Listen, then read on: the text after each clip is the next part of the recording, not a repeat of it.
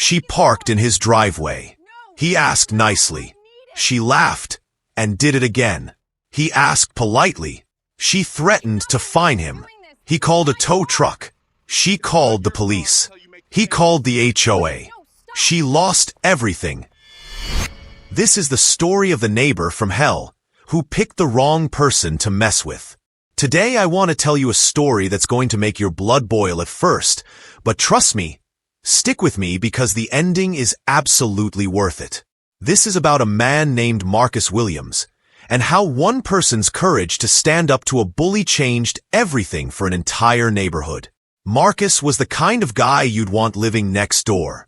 A middle school science teacher down in Orlando, Florida, spending his days trying to make chemistry exciting for kids who cared more about TikTok than the periodic table. You know the type, patient, kind. The sort of person who'd help you carry your groceries without being asked. Marcus had a simple life, and he liked it that way. After dealing with 30 kids all day, his little brick house was his sanctuary.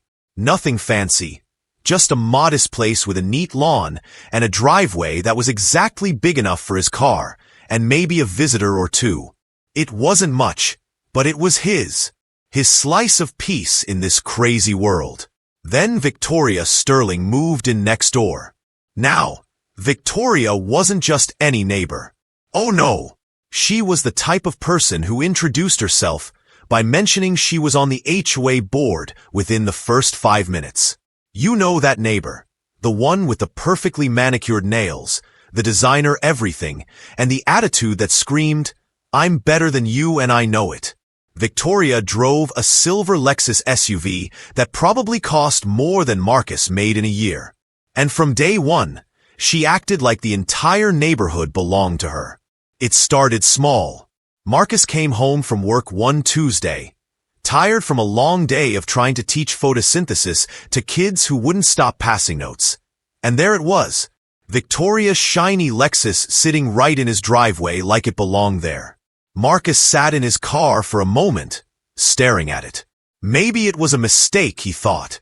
Maybe she had guests over and needed to shuffle cars around. No big deal. He parked on the street and figured she'd move it soon enough. But then it happened again. And again. Every time Marcus tried to talk to her about it, Victoria had an excuse ready. "Oh, I was just dropping something off real quick." Or, "The delivery truck needed space to back out." Always delivered with this tight little smile and a wave of her hand. Like Marcus was being unreasonable for even bringing it up. And here's the thing that really gets me about people like Victoria. They test you. They push just a little bit further each time to see what you'll let them get away with. Because Marcus was polite about it, because he didn't want to cause drama, she took that as permission to keep doing whatever she wanted. Marcus tried everything a decent person would try. He left polite notes on her windshield. "Hi Victoria, could you please not park in my driveway? Thanks." You know what happened to those notes? They disappeared. Not moved to her door, not acknowledged, just gone, like they never existed. He knocked on her door for reasonable, adult conversations. "Hey Victoria, I really need you to stop parking in my driveway. It's becoming a problem." And she'd look at him like he was the crazy one. "Reggie," she'd say. And yes, she called him the wrong name half the time. "We're neighbors. It's not like I'm parking at some stranger's house." The pure arrogance of that statement still amazes me. Just because you live next door doesn't mean you own someone else's property. But in Victoria's world, being neighbors meant Marcus's driveway was community property, apparently. When the polite approach failed, Marcus did what any reasonable person would do. He called the HOA. Surely they'd help, right? Wrong. The woman on the phone sounded like she was reading from a script. "Sir, unless there's physical damage to your property, we don't really get involved in neighbor disputes. Have you tried talking to her?" Marcus wanted to laugh. Talking to her? That's all he'd been doing for weeks. But the HOA offered to send a courtesy email. A courtesy email. That'll show her, right? Things got worse. Victoria started parking not just her car, but her friends' cars in his driveway during her little social gatherings. Picture this. Marcus comes home after a brutal day dealing with middle schoolers, looking forward to collapsing on his couch, only to find his driveway completely blocked by a Lexus and some fancy BMW. That night, Marcus stood in his own front yard, staring at two cars that didn't belong to him, parked on property he paid for, and something inside him finally cracked. Not in an angry way. Marcus wasn't that type, but something shifted. A quiet determination settled in his chest. He knocked on Victoria's door. Harder this time. She answered with a wine glass in her hand, looking annoyed that he'd interrupted her evening. "Oh, Marcus," she said, dragging out his name like he was inconveniencing her. "What's wrong now? Whose cars are those?" Marcus asked, pointing toward his driveway. "Oh, that's my friend's car. We're having a little get-together, and well, you weren't home. I figured it wouldn't matter." And there it was, the moment that changed everything. I figured it wouldn't matter. Not, "I'm sorry." Not, "I should have asked." Just a casual dismissal of his property rights because it was convenient for her. Marcus stood there for 20 minutes, waiting for her to move the cars. 20 minutes of his life gone, because this woman thought his driveway was her personal parking lot. That night, Marcus sat on his couch, grading papers with one hand and Googling towing companies with the other. He wasn't angry anymore. He was done. Done being polite. Done being patient. Done letting someone walk all over him just because she had perfectly painted nails and an expensive car. Victoria had made her choice. She'd chosen to be selfish, entitled, and disrespectful. Now Marcus was going to make his choice. And Victoria had no idea what was coming next. When we left off, Marcus had finally reached his breaking point. This patient middle school teacher had been pushed too far by his entitled neighbor Victoria, and he was done playing nice. Well, Victoria was about to learn a lesson she'd never forget. It was a Friday evening when Marcus pulled into his street after a long week of teaching. He was exhausted, looking forward to a quiet weekend, maybe grading some papers, watching the game. But as he turned the corner, there it was again. Victoria's silver Lexus sitting dead center in his driveway like it owned the place. But this time was different. This time, Marcus didn't even hesitate. He parked down the street, pulled out his phone, and made one simple call.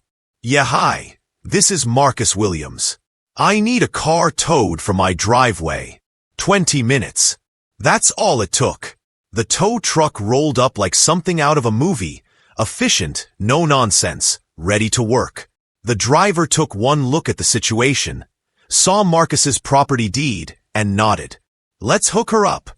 Marcus stood on his front porch, arms crossed, watching Victoria's precious Lexus get lifted off the ground. And honestly, it felt amazing. After months of being walked on, dismissed, and treated like his property didn't matter, justice was finally happening right in front of his eyes. That's when Victoria came storming out. Picture this. Designer flip-flops slapping against the pavement, silk pajama pants, her perfect hair slightly messed up, holding her phone like a weapon. She looked absolutely unhinged. "Where is my car?" she screamed. Marcus didn't even flinch. He'd been waiting for this moment. "Oh, you mean the one that was illegally parked in my driveway?" Her face went through about 5 different shades of red. "Don't play games with me, Marcus. Where is my car?"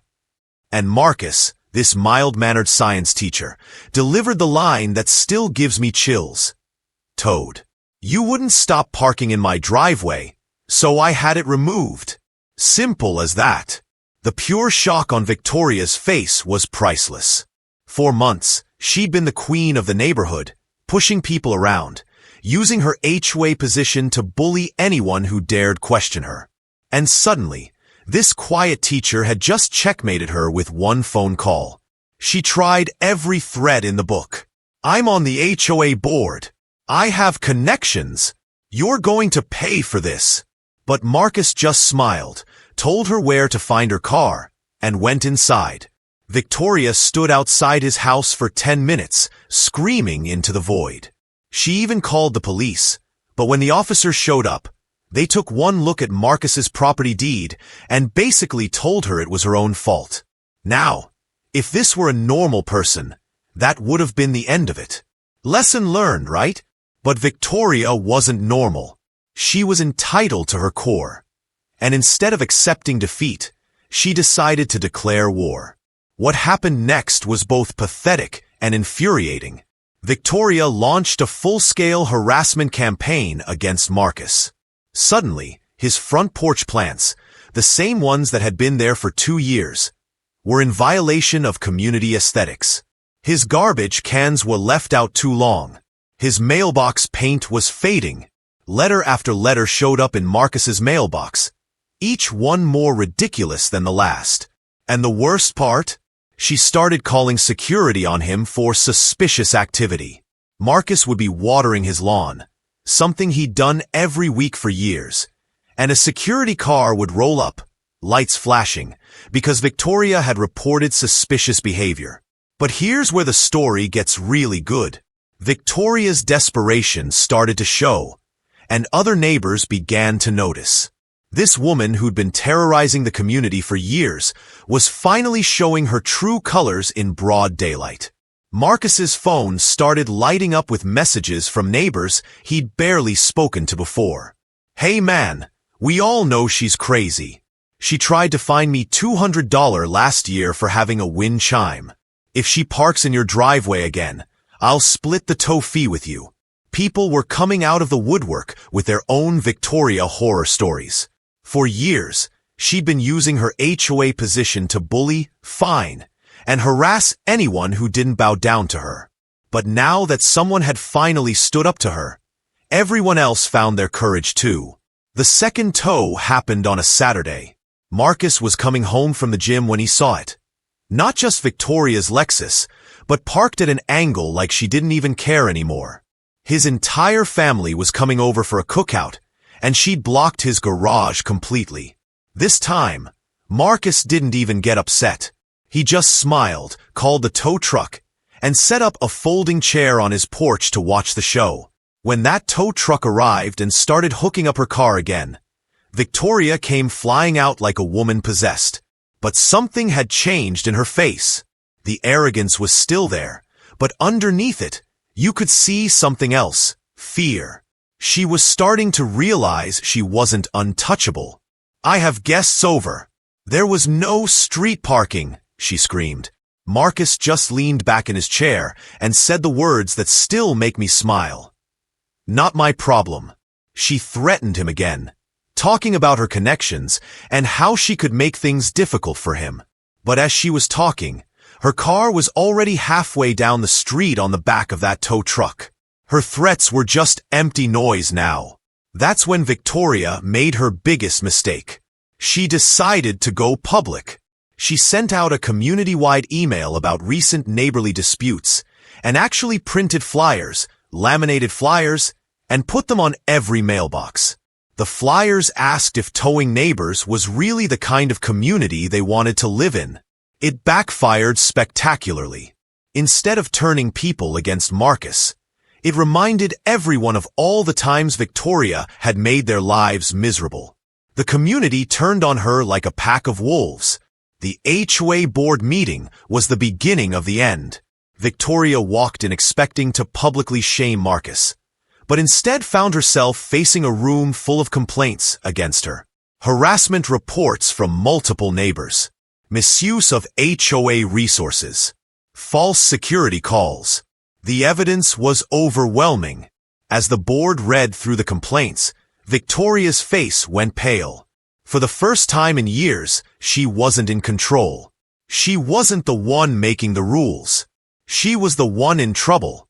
Her final desperate act was stealing Marcus's trash cans. Can you believe that? This woman went from threatening lawsuits to literally stealing garbage cans like some kind of suburban criminal. When Marcus found his trash can stacked behind her house and confronted her with photos, something had broken in Victoria. The fight was gone.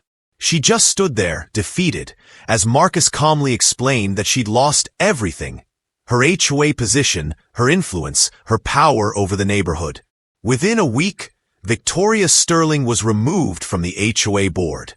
Within a month, a for sale sign appeared in her yard.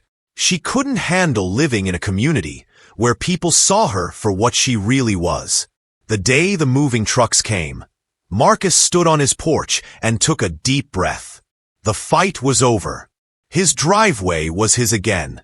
His neighborhood was peaceful again. But the real victory wasn't just personal. By standing up to Victoria, Marcus had liberated an entire community. People who'd been suffering in silence for years finally felt free to speak up, to be themselves, to enjoy their own homes without fear. That's the power of courage, everyone. Sometimes it just takes one person willing to say enough to change everything. Marcus wasn't trying to be a hero. He just wanted to park in his own driveway. But sometimes that's how heroes are made. Not by seeking glory, but by simply refusing to be walked on anymore. Victoria learned the hard way that bullies only have power over people who let them. The moment someone stands up, really stands up, the whole facade crumbles. And Marcus? He learned that sometimes being nice isn't enough. Sometimes you have to fight for what's yours. Sometimes the only way to deal with a bully is to show them there are consequences for their actions. The next time someone tries to push you around, remember Marcus Williams. Remember that you have more power than you think. And remember that standing up for yourself might just inspire others to do the same. Thanks for watching, everyone. Hit that subscribe button if you enjoyed this story of neighborhood justice. And let me know in the comments. Have you ever had to deal with a neighbor from hell? How did you handle it? Until next time, keep standing up for what's right.